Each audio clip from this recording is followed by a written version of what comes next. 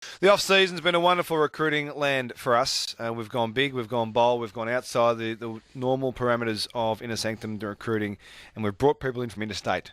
We've actually got the new clubs on the back of wanting them as part of our program. That's what we've done, a package deal. And the debutante sitting alongside us this morning is wearing new colours for the first time in a long time. 95 games for the Crows, yet to debut for the Saints, but that's going to happen this week, hopefully. Brad Crouch, welcome to the Inner Sanctum. Thanks, guys. Cheers for having me.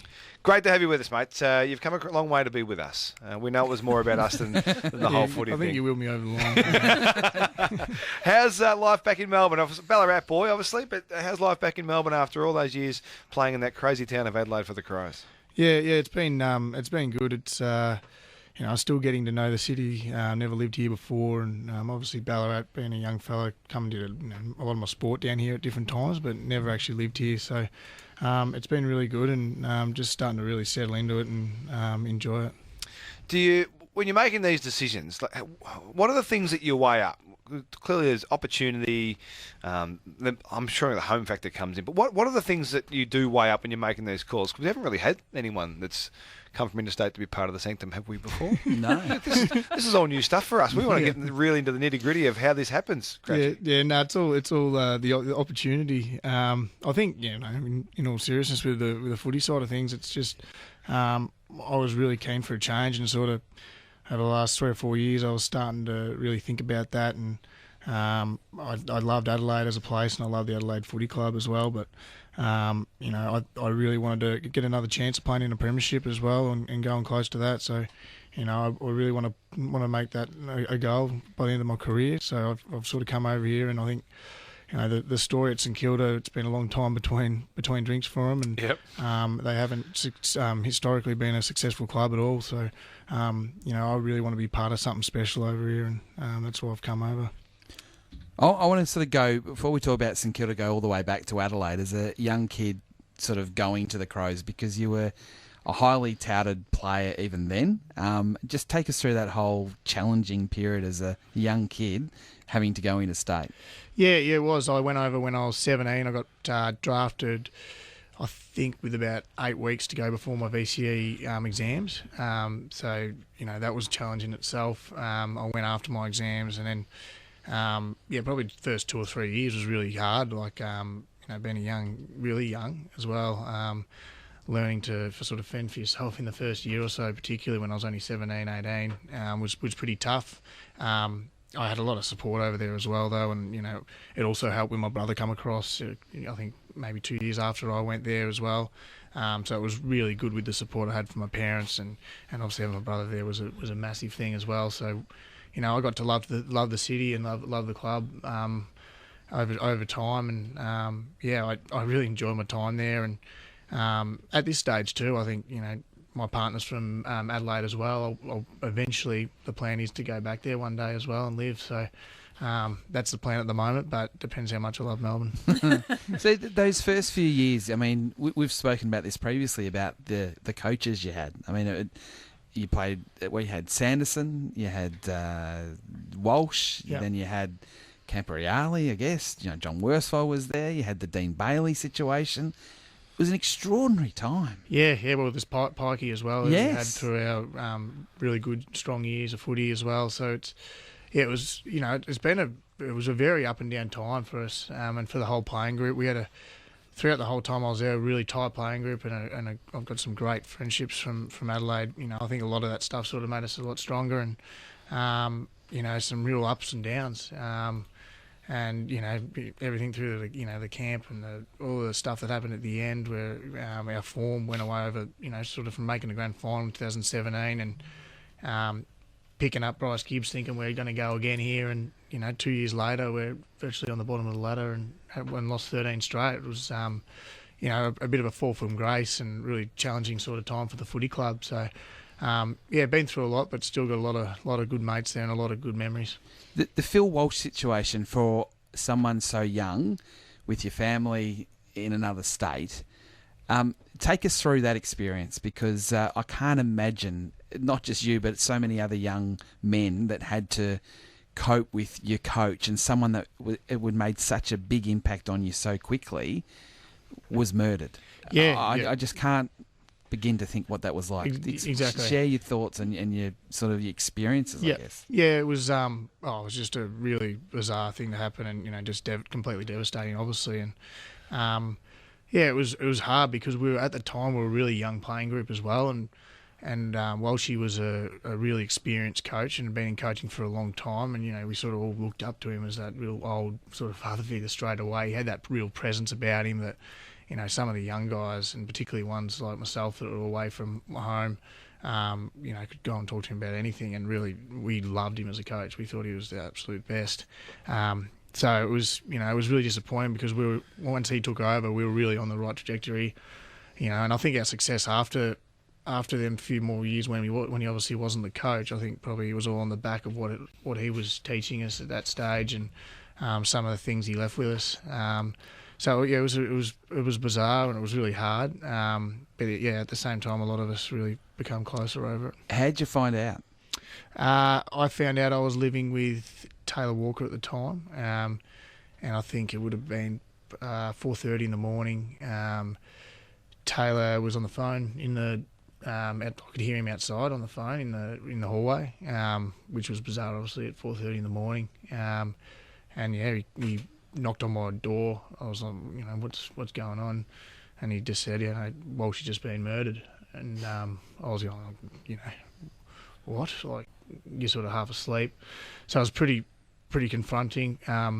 We were pretty scared and didn't know what really was going on. It was obviously dark and stuff. So we got in the car and went straight to the footy club, and it was obviously just a devastating moment for us all. And we picked up a few of the boys on the way, I remember, and I think anyone I sort of speak to always remembers where they were when they heard the news, because it was just one of them things that just stops virtually the world, just to something like that. Yeah. And what happens next after that, Brad? Obviously, you've received this incredibly devastating news about someone who's had a massive influence over a big group of people. What do you do when you come together? How does that process even work? Because I assume everyone was kind of handling it differently as well. Yeah, exactly. I think the whole thing, when it all happened, the last thing on anyone's mind was footy. So it was really tough. The game that weekend got cancelled, and then even in hindsight, the next week we played, but we virtually weren't even out there. Like the way we played, we got smashed over in Perth by West Coast, and a lot of emotions come out in that after the game. It was a bit of, for a lot of the players, it felt like, looking back on it now, you don't even know what you were thinking or what you were doing. But I just remember spending a lot of time with a lot of the boys and making sure everyone was all right. And, every now and then there'd be people that had their down moments and stuff, as expected with such a tragic event. Does it change your perspective on things? You spoke about, after 2017, kind of then going into that form slump. Does it change your way of thinking and approaching sport or life more broadly? Yeah, definitely. And at that stage too, I think I was all about footy. That's all I cared about. So it opened my eyes up big time to everything else in life. I was injured at the time as well, and I remember having conversations with Phil, not sooking, but I was pretty devastated, and there was a couple of times where he said, mate, there's worse things that could be happening to you, and he's, pretty right. So, it did open the eyes up a little bit. What was he like to work under, to play under, Phil? Yeah, it was amazing. He was probably the hardest coach in terms of how hard we trained, but also would make you feel like you're the best player out there by a mile. Like, he had this weird way of being able to pump you up, but also flog you at the same time. It's a great gift. It's a really great gift. And yeah, it was one of them people that, I think a lot of people meet, and he's a 1 in a million person. And I think a lot of people would say that about him. So then you get through to 2017, the grand final, and the power stance, and all that sort of stuff. When you look back at the stance, just take me there for a second. What are you thinking upon reflection? Upon reflection, we did a lot of work that year on a lot of meditation stuff, and then we got into a lot of stuff that you see the All Blacks do the haka and some of that sort of stuff that we started looking at, intimidatory stuff. And I never thought we'd try it in a game, but it sort of started coming to. It was an idea, I think, just before the final series, and And I think in some ways I don't know whether it had a really big effect for us in the first two games, but in the first two games we won well. You did, in the first two finals, and it was one of them things. We just sort of went with it. And when we lost the grand final, it became a bit of a joke. So it was It's I think look back on it, I'm not too bothered about it, but I hope there's no photos of me doing it out there. I reckon there might be a couple. And just after the grand final, I can't remember what you did. Did you review that heavily as a team? Yeah, we did. Yeah, it was. I think the hardest thing about the grand final was we were at our worst probably at that stage. We didn't play anywhere near our best. And so, I think at the time, though, I think Richmond have sort of proved since that they were the real deal at that time as well. So we just made us feel a little bit better about ourselves because at the time they sort of come really late in the season and were on fire and just coming hot, which was like, we were probably the hot team all year. I think we finished on top and we were playing really good footy as well. We beat them at home, I think, earlier that year by 70 or 80 points or something ridiculous. And so we were very confident going into the grand final. But, on reflection, maybe, I guess in some ways, I felt the game just went over. It was like one of them games that just went in a click of a finger. Like when something happens like that and you get swept off your feet by a team, they generally go pretty quick and you're looking around at the next bloke going, what happened then? So just what can happen in any sport. Talk to us about that. When whatever level you play, whatever sport you play, if you make it to the big dance, all you want to do is put your best performance out, and then I guess what happens then happens. What is the process, or how did you process not being able to execute that on the day when it really mattered? What sort of things did you go through to try and kind of move past that? Yeah. There was a lot of us guys had to come, even when we come back to pre-season that year, had to really talk about it because a lot of guys didn't want to talk about it. Yeah. And, we had to really come back and talk about what happened on the day, why we lost, how we could fix it. I guess in the overall thing was we needed to get a little bit more mentally strong. That was how we felt as a group. We needed to be able to, when we were in that moment, find a way to fight back, and which we didn't on that day. So I think that's probably why we then went on the camp and did some of that stuff. It was the beginning of the end, really, wasn't it? Yeah. For our collective minds. Is that what they're called? Yeah. The company? Yeah. What was the band called? Is it Collective Soul? Collective Soul, yeah. They might have, could have gone the soul out. Yeah. Maybe picked the wrong band there. So it's a fascinating timeline for the Crows. 2017 you were in the grand final. 2018 you didn't play because you were groined, and then 2019 you win the best and fairest 30 possessions a game, and then you're looking for a trade. And I must admit, I was thinking at the time, what the hell is going on here? What was going on in that time for you? Clearly, there's a lot of ups and downs through those couple of years for you. I mean, the crescendo of a grand final, miss a year, best and fairest. Like, you're all over the shop.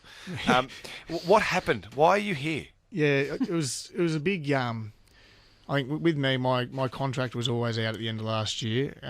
In 2018, when I missed the whole season with my groin injury, on the back of 2017 in the grand final, I carried it all through that year, and my body I was really bad. Like I probably got to the stage with my groins in 2018 where I couldn't even walk without being able to do it, like without being in real pain.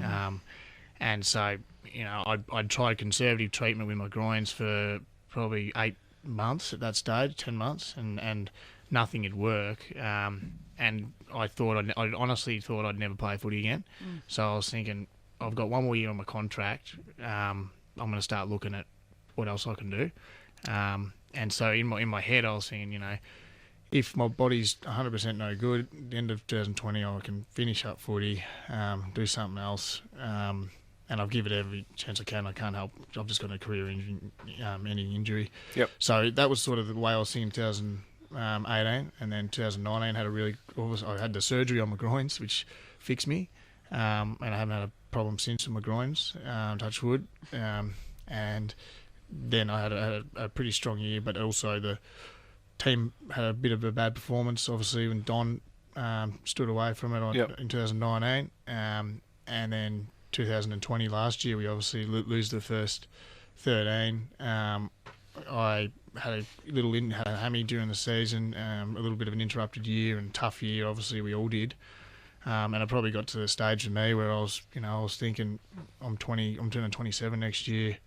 Do I want to go back and be a real chance of, a bit of a change and be a chance of being in a really successful side again and have a real change up. And it was a big call for me because I loved Adelaide, the city, and loved Adelaide, the footy club as well, and some of my best mates there. I'm obviously my brothers there as well. So it was a huge call for me, but I was really keen to get out of my comfort zone again because I think I was in a bit of a rut there. There's no doubt about that. Because it was always talked about you leaving even earlier than you did, and that I think there was that thought of the Crows sending you and your brother to Gold Coast and be a package deal type situation. Was ever any of that discussed, and was that close that you would go, whether it be the Suns or somewhere else, as a package deal?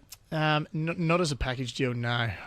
There was a little bit of talk and a little bit happening in the end of 2019 after that with Gold Coast. I was pretty stale then and thinking about going up there at one stage. But it was just, I was in contract at that stage and it was really hard to be able to get a trade done. It was just never going to be a thing, and Adelaide weren't open to it. So you chose St Kilda, and then when you chose St Kilda, you had a few issues that you had to deal with as well. Yep. I'm not going to ask you. I'm going to let you tell what happened, and did the deal almost fall over? It was obviously at the end of last season. It was a really tough situation that happened, and me and Tyson, and before that actually, like St Kilda, where we were speaking to St Kilda, but there was nothing set in stone as well. So I was very much up in the air about where I was going to go as well. So it was a massive distraction for what I was virtually focused on all year, is about working out where I wanted to be next year. So it was really hard for me. But at the same time, St Kilda were the most, I guess in terms of who I was talking to, they were the most supportive out of all the clubs and were really good about the whole conversation we had about it. James Gallagher, this manager, was really good. Rats was really good. They just spoke to me and said, mate, we're going to be there to help you, and if you come and play for us, we'll support you and be there for you. So they made me feel really good, and they've continued to be like that since I've been there. So you got caught with drugs by the police. When it happened, what was your initial reaction? Did you think, I've stuffed this? This is no good. I'm trying to leave Adelaide, start afresh. What's going through your mind? Yeah, virtually all that stuff, yeah. Like the first couple of days was really hard. I'm thinking, what have I done? How did it happen? It was a really tough thing because I was pretty blurry about the whole night. I didn't really know much about what had happened and how and what it was and all that sort of stuff. So it was a really bizarre sort of couple of days for me. But yeah, and it was really hard, and definitely the hardest thing for me was my family. Like I felt for them the most. So it wasn't really about me at the stage. I was pretty gutted about what I'd done, but also the effect it's had on everyone else. But they continue to support me as well. And then you walk into your new footy club. We've sort of put the clock forward a couple of months, and you have to confront players you don't know. Yeah. And say, what? Yeah, I spoke to the footy club about it. I spoke to everyone about it because I said that when I went there, I wanted to be able to do that and tell them exactly what happened and the circumstances that happened. I think hopefully they really actually liked that and that I was honest with them and said to them that I'm here now to put the right foot forward and to go forward with them. So yeah, I felt really good once I did that and got that off my chest, and hopefully the players respected me for it. What was the reaction of the players? Yeah, a lot of them come up to me and just said, mate, we're with you and we're happy to support you. And even before I went to St Kilda, a lot of them were calling me and saying, mate, everyone makes mistakes, or having chats to me about that sort of stuff. So that was really good. Did you make the phone call to Rats? Yes, yeah. How did that go? Yeah, it was hard, but I was having a lot of hard conversations at that stage as well. So it was, it was one of them things in your life where you've made a mistake, but you don't ever want to feel like that again.